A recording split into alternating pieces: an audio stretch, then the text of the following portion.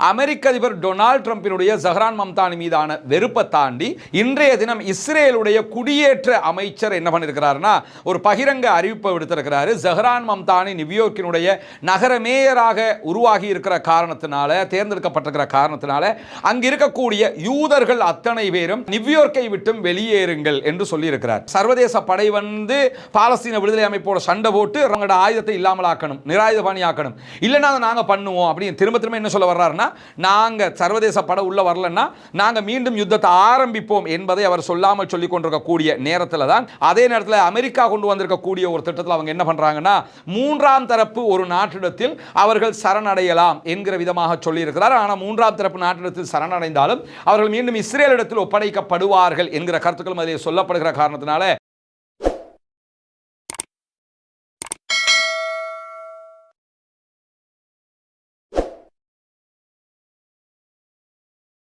அன்பிற்கினிய சகோதர சகோதரிகளே, நம் அனைவர் மீதும் ஏக இறைவனுடைய அமைதியும் கருணையும் உண்டாகட்டுமாக என்கிற பிரார்த்தனைகளோடு பாலஸ்தீனத்தில் நடைபெற்று வந்த 2 ஆண்டுகளுக்கு மேலான யுத்தம் முடிவுக்கு வந்து சமாதான நிலை தோற்றம் பெற்று இன்றோடு 27வது நாளாக இருக்கக்கூடிய நிலையில் பாலஸ்தீனத்திலும் பாலஸ்தீனத்தை ஒட்டிய சர்வதேச நிலப்பரப்பிலும் என்னவெல்லாம் நடக்கிறது என்கிற செய்திகளைத்தான் நம்ம பார்க்க இருக்கிறோம். 2 ஆண்டு காலமாக ஒரு பாரிய யுத்தம் நடைபெற்று வந்தது. உலகம் முழுவதும் இஸ்லாமியர்கள் என்றால் பயங்கரவாதிகள், தீவிரவாதிகள் என்று கற்பனையாக முத்திரை குத்தப்பட்டு வந்த நிலையில் பாலஸ்தீனத்தில் நடைபெற்ற யுத்தம் என்பது உலகம் முழுவதிலும் இருக்கக்கூடிய அத்தனை மக்களுக்கும் ஒரு செய்தியை மிக தெளிவாக கொண்டு போய் சேர்த்து விட்டது. பாலஸ்தீன மக்கள் அப்பாவிகள், அவர்கள் ஏற்றுக்கொண்டிருக்கக்கூடிய, அவர்கள் பின்பற்றுகிற வழிகாட்டி மார்க்கம் என்பது தீவிரவாதத்தை தூண்டுகிற மார்க்கமும் அல்ல, தீவிரவாதமான ஒரு மார்க்கமும் அல்ல, பயங்கரவாதத்தை ஏற்றுக்கொள்ளக்கூடிய ஒரு கொள்கையும் அல்ல என்பதை திட்டவட்டமாக சர்வதேச மக்களுக்கும் கொண்டு போய் சேர்த்திருக்கிறது. அதனுடைய ஒரு உச்சகட்டமான விளைவாகத்தான் அமெரிக்காவினுடைய நியூயார்க் நகர மேயருக்கான தேர்தலில் ஜஹ்ரான் மம்தானியினுடைய வெற்றியை நம்ம பார்க்க முடியும். ஏன்னா அமெரிக்காவில் இருக்கக்கூடிய 60% அதிகமானவர்கள் பாலஸ்தீனத்தை தனி நாடாக அங்கீகரிக்க வேண்டும் அமெரிக்கா என்கிற நிலைப்பாட்டை எடுத்திருக்கிறார்கள்.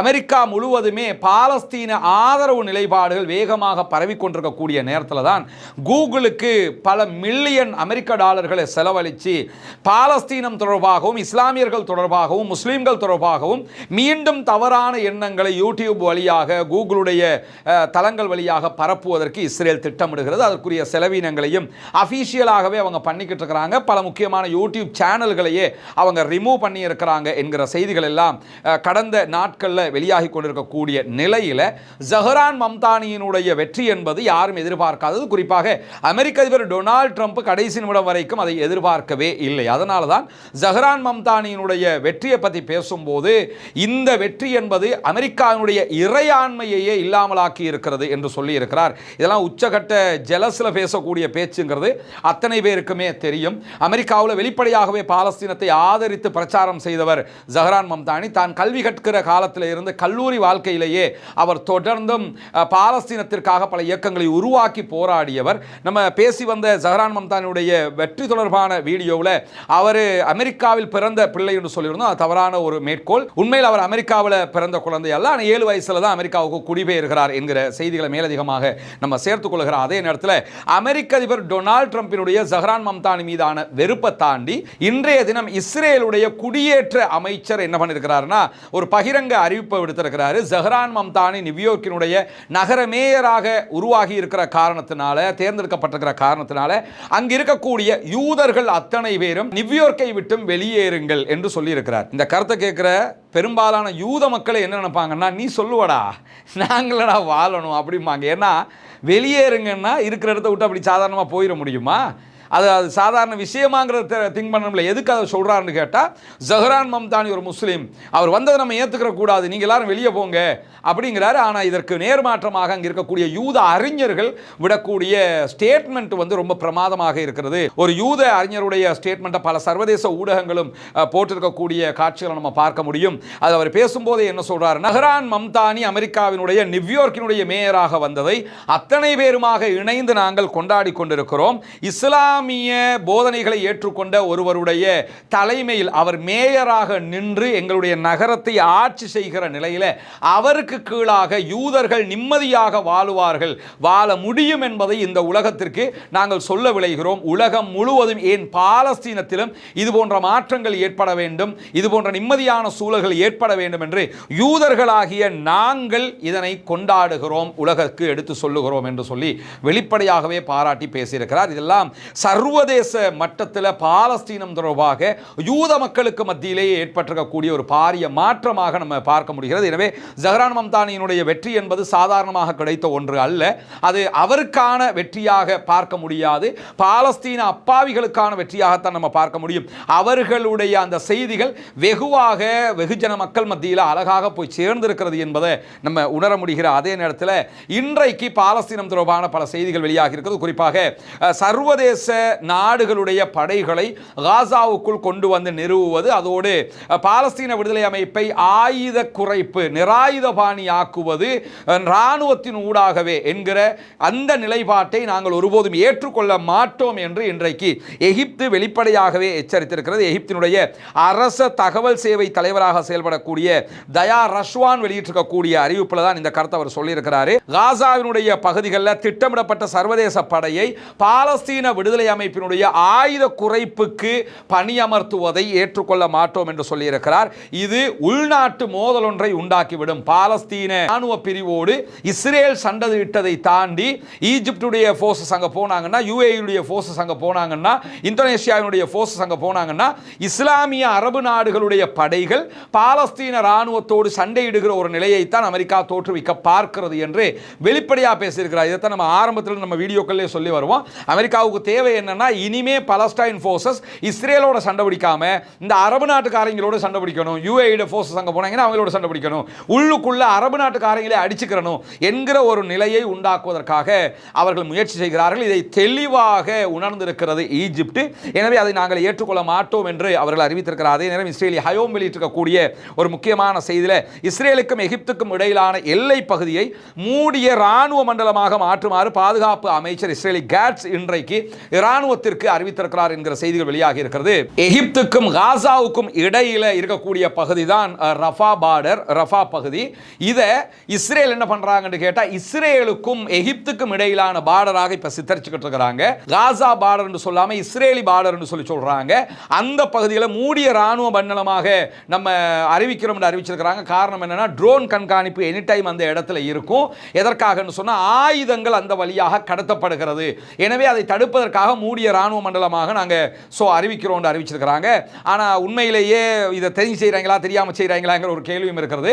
அவர்கள் வெளிப்படையாக தரை வழியாக ஆயுதங்களை எந்த இடத்திலும் கொண்டு வந்ததாக எந்த தரவுகளையும் நம்ம பார்க்க முடியாது. உண்மையிலே பங்கர் வழியாகத்தான் எங்கிருந்தோ அவர்கள் ஆயுதங்களை கொண்டு வருகிறார்கள். அது எகிப்தாக இருக்கலாம், வேறு நாடுகளாக இருக்கலாம், எப்படியோ ஆயுதங்களை கொண்டு வருகிறார்கள். இப்பொழுதெல்லாம் ஆயுதங்களை தயாரிக்கிறார்கள் என்கிற செய்திகளை பரவலாக பார்க்க முடிகிற நேரத்தில் தான் மூடிய ராணுவ மண்டலமாக ரஃபா பார்டரை அறிவித்திருக்கிறது இஸ்ரேல் என்கிற ஒரு செய்தியும் இன்றைக்கு வெளியாகி இருக்கிற அதே நேரத்தில் இந்த மூடிய ராணுவ மண்டலம் என்கிற அறிவிப்பினூடாக ஆயுதம் வர்றதை தடுக்கிறது அவங்க நோக்கம் கிடையாது. காசாவுக்குள்ள உணவுகள் செல்வதை தடுப்பதற்கான திட்டமிட்ட செயல்பாடு தான் இது என்பதையும் நம்ம புரிந்து கொள்ள முடிகிறது. அதே மாதிரி இன்றைக்கு பாலஸ்தீனம் தொடர்பாக காசாவில் காணாமலாக்கப்பட்டிருக்கக்கூடிய தியாகிகள் தொடர்பான அறிவிப்பு வெளியாகி இருக்கிறது. இந்த யுத்தத்தில் இடிபாடுகளுக்குள்ளாக கிட்டத்தட்ட 10,000க்கு மேற்பட்ட அப்பாவிகள் சிக்கி இறந்திருக்கிறார்கள் என்கிற செய்திகள் வெளியாகி இருக்கிறது. அந்த சகோதரர்களுடைய உடல்களை மீட்க வேண்டும். மீட்பதாக இருந்தால் கனரக இயந்திரங்கள் தேவைப்படுகிறது. புல்டோசர் மாதிரி நிறைய வாகனங்கள் அங்கே தேவைப்படுறதுனால இது ஒன்றுமே எங்களுக்கு கிடையாது. தேசிய மீட்பு குழு இன்றைக்கு எங்களுக்கு அதையெல்லாம் தாங்க, எங்களுடைய உறவுகள் கட்டிடங்களுக்குள்ள சிக்கி இருக்கிறாங்க, அவர்களுடைய ஜனாசாக்கள் இருக்குது, அதை மீட்க வேண்டும் என்று கேட்கிறார்கள். 2 ஆண்டுகளாக ஜனாசாக்கள் கட்டிட இடிபாடுகளுக்குள் சிக்கியிருக்கிற நிலையிலே அதை மீட்பதற்கு இந்த உதவிகள் செய்ய வேண்டும் என்கிற கோரிக்கையை தான் அவர்கள் முன்வைத்திருக்கிறார்கள் என்கிற நிலையில் இஸ்ரேலிய பிரதமர் பெஞ்சமின் நெதன்யாகு இன்றைக்கு ஒரு அறிவிப்பை விடுத்திருக்கிறார். அதில் பாலஸ்தீன விடுதலை அமைப்பினுடைய நிபந்தனைகள் மட்டும்தான் நாங்கள் பணைய கைதிகளை மீட்டுக்கிட்டு வருவோம் என்று எல்லாரும் நினைச்சாங்க. ஆனால் நாங்கள் அதை தாண்டி மீட்டுக்கிட்டு வந்திருக்கிறோம்னாரு. ஒன்றுமே கிளிக்கல் என்று எல்லாருக்குமே தெரியும். பாலஸ்தீன விடுதலை அமைப்பினுடைய நிபந்தனை பிரகாரம் தான் கடைசியில் சமாதானத்தினூடாகத்தான் அவர்கள் பணைய கைதிகளை மீட்க முடிந்ததை தவிர சண்டையினூடாக மீட்க முடியவில்லை. இஸ்ரேலிய ஆக்கிரமிப்பு ராணுவம் தோற்று போனது மாத்திரம்தான் மீதியாகி இருக்கக்கூடிய நிலையில் அமெரிக்க அதிபர் டொனால்ட் ட்ரம்ப் சொன்ன மாதிரி பாலஸ்தீன விடுதலை அமைப்பினுடைய ஆயுத குறைப்பு அதே போன்று சர்வதேச படை மூலமாகவோ அல்லது எங்கள் மூலமாகவோ எளிதாக அடையப்படும் என்று சொல்லியிருக்கிறார். ஒன்றும் சர்வதேச படை வந்து பாலஸ்தீன விடுதலை அமைப்போட சண்டை போட்டு அவங்களோட ஆயுதத்தை இல்லாமல் ஆக்கணும், நிராயுத பாணி ஆக்கணும், இல்லைன்னா அதை நாங்கள் பண்ணுவோம் அப்படின்னு திரும்ப திரும்ப என்ன சொல்ல வர்றாருன்னா, நாங்கள் சர்வதேச படை உள்ள வரலன்னா நாங்கள் மீண்டும் யுத்தத்தை ஆரம்பிப்போம் என்பதை அவர் சொல்லாமல் சொல்லிக் கொண்டிருக்கக்கூடிய நேரத்தில் தான் காசாவில் இருக்கக்கூடிய இராணுவ மண்டலமாக எல்லோ பார்டர் இருக்குதா இல்லையா, அந்த பகுதிகளில் நாங்கள் இப்போ அதை தான் பண்ணிக்கிட்டு இருக்கிறோங்கிறார். நாங்கள் தாக்குதல் நடத்துகிறோங்கிறத பகிரங்கமாக ஒப்புக்கொள்கிறாரு. அதே மாதிரி லெபனானுடைய பகுதிகளிலையும் நாங்கள் தாக்குதல் நடத்துகிறோங்கிறாரு. இன்றைக்கும் லெபனானுடைய தாக்கா பகுதிகளில் எல்லாம் தாக்குதல்களை நடத்தி இருக்கிறது இஸ்ரேலிய ஆக்கிரமிப்பு இராணுவம் என்கிற செய்திகளோடு நாங்கள் வந்து அமெரிக்காவோடு ஒரு கூட்டாண்மை கொண்ட இரண்டு சுதந்திர நாடுகளாக இருக்கிறோம். அமெரிக்கா ஒரு சுதந்திர நாடு, நாங்கள் ஒரு சுதந்திர நாடாகத்தான் இருக்கிறோமே தவிர நாங்கள் யாருடைய பிரதிநிதியாகவோ அல்லது ஒரு துணை படம் மாதிரி நாங்கள் இல்லை. அமெரிக்கா சொன்னால் போய் அடிக்கணும், அமெரிக்கா சொன்னால் அமைதியாக இருக்கணுங்கிற நிலையில் நாங்கள் இல்லை.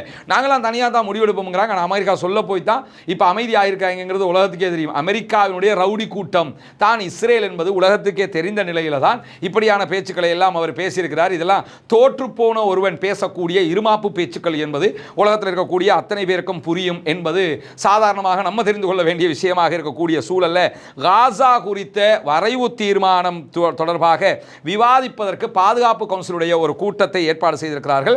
ஐக்கிய நாடுகள் சபைக்கான அமெரிக்காவினுடைய பணிக்குழு இன்றைக்கு சில அரபு இஸ்லாமிய நாடுகளுடைய வெளிவிவகார அமைச்சர்களோடு பேச்சுவார்த்தை நடத்தி இருக்கிறது. ஈஜிப்ட், கத்தர், சவுதி அரேபியா, துருக்கி, UAE ஆகிய நாடுகள் வந்து இதில் இடம்பெற்றிருக்கிறாங்க. இவங்க அத்தனை பேருமே காசா தொடர்பாக செக்யூரிட்டி கவுன்சிலில் வரக்கூடிய வரைவு தீர்மானம் தொடர்பாகத்தான் பேச்சுவார்த்தையில் ஈடுபட்டிருக்கிறார்கள். இது தொடர்பாக இன்றைக்கு அல் ஜசீரா வெளியிட்டிருக்கக்கூடிய முக்கியமான செய்திகளில் ஐநாவினுடைய பாதுகாப்பு கவுன்சிலுடைய உறுப்பினர்களுக்கு இந்த அமெரிக்காவினுடைய வரைவு தீர்மானம் கொடுக்கப்பட்டிருக்கிறது என்று சொல்லப்பட்டிருக்கிறது. ஐநாவினுடைய பாதுகாப்பு கவுன்சிலில் இருக்கக்கூடியவங்களில் வாக்கெடுப்பு நடத்தப்படுகிற போது குறைந்தது 9 வாக்குகள் இதிலே அமெரிக்கா பெற்றுக்கொள்ள வேண்டும். தனியாக அமெரிக்கா மட்டும் நினைச்ச மாதிரி இதை பாஸ் பண்ண முடியாது. அதில் இருக்கக்கூடிய வாக்களிக்கக்கூடிய நாடுகளில் 9 வாக்குகளை அமெரிக்கா பெற்றுக்கொள்ள வேண்டும். பிளஸ் அமெரிக்கா தவிர்த்திருக்கக்கூடிய பிரித்தானியா, அதே போன்று பிரான்ஸ், சைனா, ரஷ்யா ஆகிய 4 நாடுகளில் யாருமே வீட்டோ பவரை பயன்படுத்தாமலும் இருக்க வேண்டும். இந்த வரைவு தீர்மானத்தை நாங்கள் ஏற்றுக்க மாட்டோம் என்று சொல்லி சீனா, ரஷ்யா அல்லது பிரான்ஸ் அல்லது UK யாராவது வீட்டோவை பயன்படுத்திட்டாங்கன்னு சொல்லி சொன்னால் இந்த தீர்மானம் தோல்வி அடைந்துவிடும். எனவே வீட்டோ பவர் பயன்படுத்தாமல் 9 வாக்குகளை அமெரிக்கா இதிலே பெற்றுக்கொள்ள வேண்டி இருக்கிறது. அப்படி பெற்றுக்கொண்டால் மட்டும்தான் அமெரிக்கா கொண்டு வருகிற இந்த வரைவு தீர்மானம், காசாவை நாங்கள் இப்படி தான் பண்ண போகிறோம், சர்வதேச படை இப்படி தான் வரப்போகுது, அங்கே இப்படி தான் நாங்கள் செய்ய போகிறோங்கிறதெல்லாம் பாஸ் ஆகும். பொறுத்திருந்து தான் பார்க்க வேண்டும். அமெரிக்காவினுடைய இந்த கருத்துக்களை, இந்த செயல்பாடுகளை எல்லா நாடுகளும் ஏற்றுக்கொள்கிறதா இல்லையா என்பது இந்த வரைவு தீர்மானத்தில் எகிப்து அதே போன்று இஸ்ரேல் இணைந்து செயல்படும். ஆல்ரெடி அவங்க இணைஞ்சு தான் இருக்கிறாங்க, ஆனால் இதிலையும் இணைஞ்சு செயல்படுவாங்க என்கிற நிலையில் ஒரு தற்காலிக சர்வதேச உறுதிப்படுத்தல் கூட படை வந்து உருவாக்குவதற்கு இந்த வரைவு தீர்மானம் திட்டமிட்டிருக்கிறது. ஒரு சர்வதேச படை ஒன்று காசாவுக்குள்ளே போகணும் என்று வரைவு தீர்மானம் சொல்கிறது. 2027ஆம் ஆண்டு இறுதி வரைக்கும் காசாவினுடைய மறுசீரமைப்புக்கு நிதி அளிப்பதற்கான ஒரு நிதி திட்டத்தையும் உலக வங்கி தயாரிக்க வேண்டும் என்று இந்த வரைவு தீர்மானம் கோருகிறது என்பதை நம்ம பார்க்க முடியும். எனவே காசாவுக்கான 2027 வரைக்குமான திட்டமாகத்தான் இதை அவர்கள் கொண்டு வருகிறார்கள். எப்படி கொண்டு வந்தாலும் அது எந்த அளவுக்கு சாத்தியப்பட போகிறது, ஐநாவுடைய செக்யூரிட்டி கவுன்சில் அது பாஸ் ஆகுமா என்கிற கேள்விகளும் இருக்கக்கூடிய நிலையில தான் தற்போது பாலஸ்தீன விடுதலை அமைப்பினுடைய 200 போராளிகள் ரஃபா பகுதிகளில் இஸ்ரேல் கண்ட்ரோல் பண்ணுகிற பகுதிகளில் பங்கருக்குள்ள சிக்கி இருக்கிறாங்க என்கிற நிலையில அவங்களை வெளியே எடுக்கிறதாக இருந்தால் அவர்கள் இஸ்ரேலிடம் சரணடைய வேண்டும் என்று இஸ்ரேல் சொல்லுகிறது. ஆயுதங்களை ஒப்படைக்கணும், பிளஸ் சரணடைஞ்சு சிறைவாசம் அனுபவிக்கணும் என்று சொல்றாங்க. அதே நேரத்தில் அமெரிக்கா கொண்டு வந்திருக்கக்கூடிய ஒரு திட்டத்தில் அவங்க என்ன பண்றாங்கன்னா, 3ஆம் தரப்பு ஒரு நாட்டிடத்தில் அவர்கள் சரணடையலாம் என்கிற விதமாக சொல்லியிருக்கிறார். ஆனால் 3ஆம் தரப்பு நாட்டிடத்தில் சரணடைந்தாலும் அவர்கள் மீண்டும் இஸ்ரேலிடத்தில் ஒப்படைக்கப்படுவார்கள் என்கிற கருத்துக்களும் அதில் சொல்லப்படுகிற காரணத்தினால பாலஸ்தீன விடுதலை அமைப்பினர் இதற்கு ஒருபோதும் நாங்கள் ஒப்புக்கொள்ளவே மாட்டோம் என்கிற நிலையில் இருக்கிறார்கள். எனவே பாலஸ்தீன விடுதலை அமைப்பிடத்தில் இருக்கக்கூடிய இஸ்ரேலுடைய கைதிகள் ஒருவனுடைய உடலை அவர்கள் மீட்டுக்கொள்ள வேண்டும் என்றால், மீண்டும் பெற்றுக்கொள்ள வேண்டும் என்றால் ஒப்பந்த பிரகாரம் 200 பாலஸ்தீன விடுதலை போராளிகளும் ரஃபா பார்டர்ல வெளிவர முடியாமல் சிக்கியிருக்கிற அந்த பங்கர்ல இருந்து வெளியே வருவதற்குரிய வாய்ப்புகளை கொடுக்க வேண்டும் என்பதுதான் அவர்களுடைய கோரிக்கையாக இருக்கிறது. பொறுத்திருந்து பார்ப்போம் என்னவெல்லாம் நடக்கிறது என்பதை. பாலஸ்தீனத்தில் இன்றைக்கு நடைபெற்றக்கூடிய முக்கியமான செய்திகளை தான் இதிலே பார்த்திருக்கிறோம். தொடர்ந்து இணைந்திருங்கள் ரஸ்மின் மேசி நியூஸ் மற்றும் ரஸ்மின் டாக்ஸ் ஆகிய சேனல்களோடு. பாலஸ்தீனம் வெற்றி பெற வேண்டும், பாலஸ்தீனம் சுதந்திரம் அடைய வேண்டும், பாலஸ்தீன மக்களும் நம்மை போன்ற நிம்மதியானவர்களாக மாற வேண்டும், வாழ வேண்டும் என்கிற உயரிய பிரார்த்தனைகளோடு பாலஸ்தீன மக்களுக்காக தொடர்ந்தும் ஜனநாயக ரீதியாக குரல் எழுப்புவோமாக. வாகிறது அல்ஹம்துலில்லாஹி ரப்பில் ஆலமீன்.